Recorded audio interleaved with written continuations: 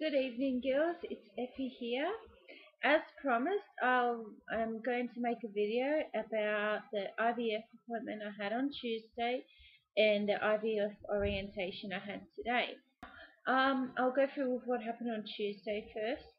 So on Tuesday we had an appointment to see Professor Illingworth at IVF Australia, and obviously we've been to him plenty of times and everything, nothing new. But we gave him the form to prove for the frozen embryo transfer, not frozen embryo transfer. What I mean to say is, if there are any embryos left over after transfer, to freeze them. So we had to take that form back to him, and we just talked about what would happen. So I did have a form filled out of all this stuff, but yeah, I'll just show you on this blank one that I got today.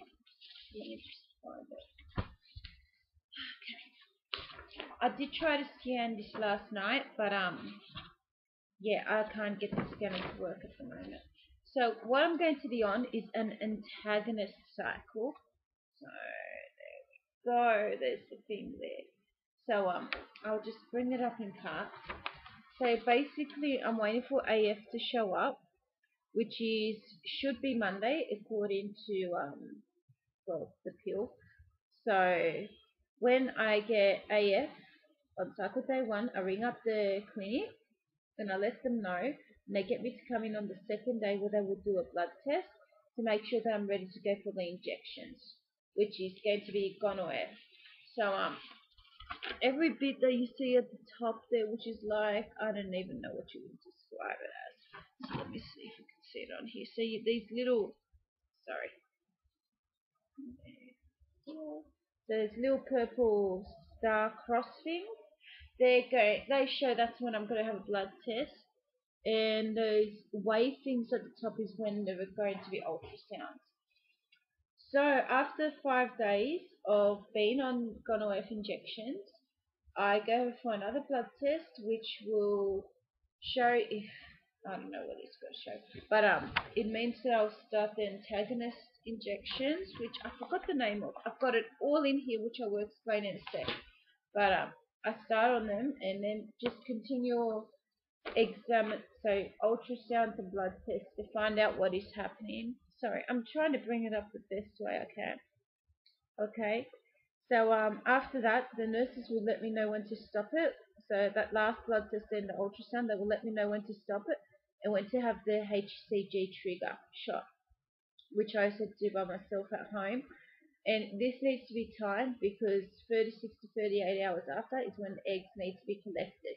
So it'll be done around 7 or 9 p.m. Yes, 7 p.m. to about 9 p.m. About 36 to 38 hours before the egg collection. So that is number 4 there. So and then we go on to number 5, which you can see, which would be egg collection, and then, sperm as well. And they do that on a Monday, Wednesday, or Friday. So they time all the injections and everything based on that. That's the way they do stuff. Obviously it works. And then our eggs get fertilized. We find out what happens. And they will ring us up every day to let us know how they are going and what grades they are. And on the 5th day, which is number 6 over here, is when we get the embryo transfer. And I will be on I forgot what they call them. Does it say it on here? No. Pessaries or something. They go in internally down there, and that is my progesterone until I find out if I am pregnant, and I will continue them until about 12 weeks of pregnancy. So that is just a rundown of what could happen, or hopefully what will happen. So yeah, I will try and scan this. I've tried, like I said, I've already tried. It's not installed in the program for some reason. But if you've got any questions about that, let me know. I got this a little while ago from them about IVF. I only just went through it the other night because I wanted to watch the DVD, which was very, very useful. They had a DVD in here just explaining about IVF Australia and what they do. And it was pretty good. It answered a few questions I had. It let me know what I was going to expect. as well from the orientation and everything, so that's pretty good. So it prepared me for that, and it had stories as well. And it says it got 4 pictures in here of different things. So yeah, it's pretty good. So yeah, pretty happy with that. It just tells you what could happen. So yeah, um, so yeah, I'll try hopefully to scan them too. Today, this is what I got. So apart from getting this again today, which I had from before, I got this little package at our orientation. So what they got us to do first was learn how to do the injection. So first I had to practice. First she showed us how to do the injection. Then I had to practice doing it. So she had like a fake thing on my stomach, and got the injection and practiced doing it by myself. And then Mark had to practice too. It's same with the antagonist injection.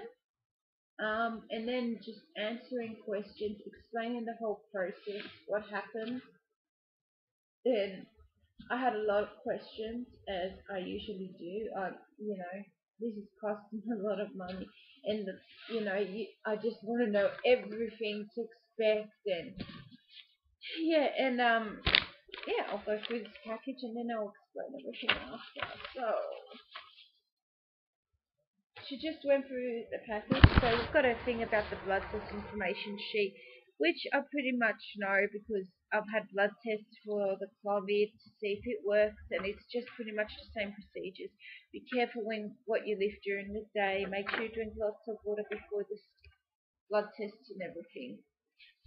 Now we've got over here like fact sheets just on the different medications. So this one is the antagonist one, and it's called Orgalatron. I'm sure you girls know what it is, but yeah, that's the one that stops ovulation.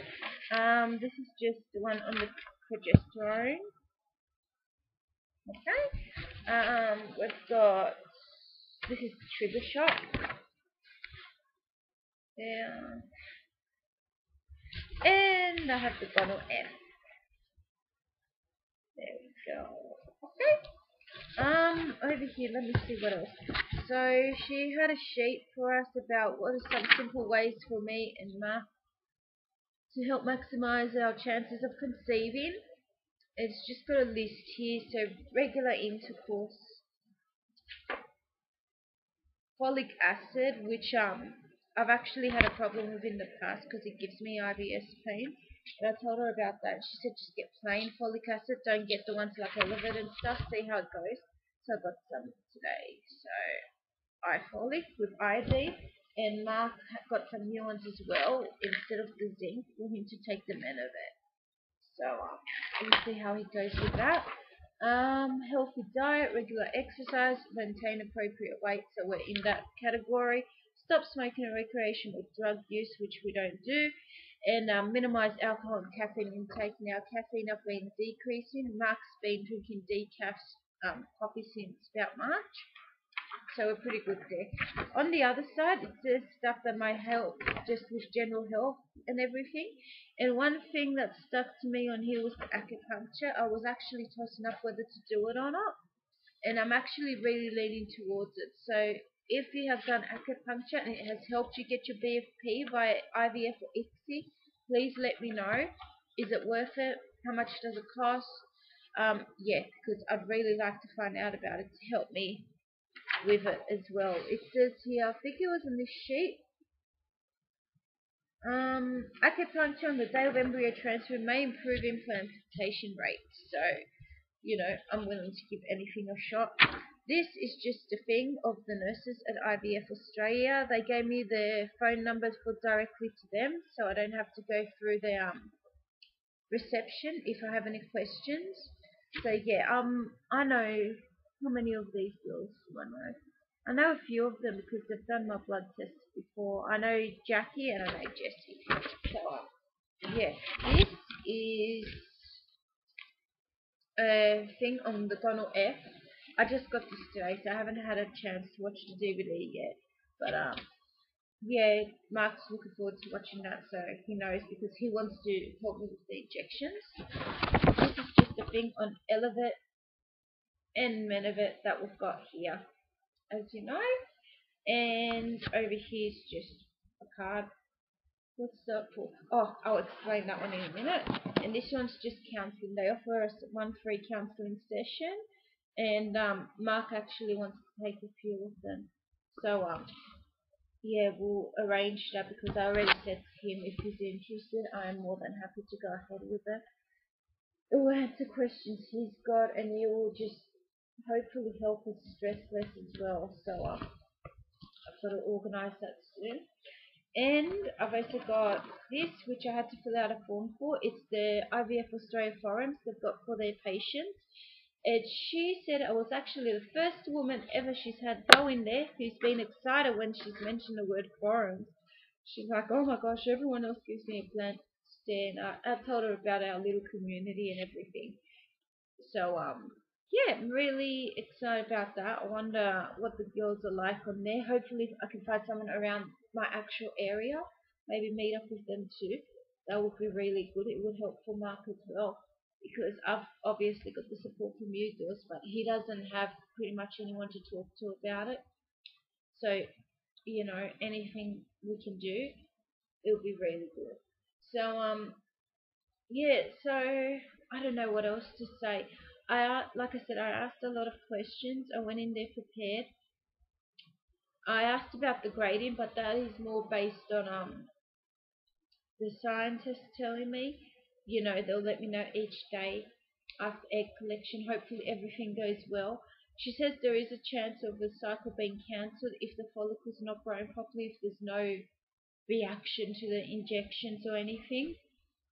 Um, what else? She goes, yeah, not everyone falls pregnant on the first trial of IVF. I understand that.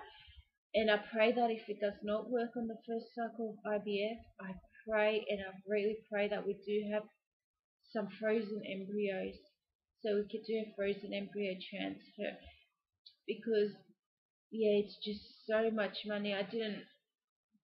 They've put up the cost of the treatment and it's gone up to 8,100 and that includes the ICSI, and then I've got like $500 each time I go into the hospital for the excess, and then the medication's free, thank goodness. The scans are free, blood tests are free, they're all included. You sign a little form for the Medicare, and that's it. But I'm praying, you know, I'd love it to work first go, but if it doesn't, I so hope there are some embryos frozen. So yeah.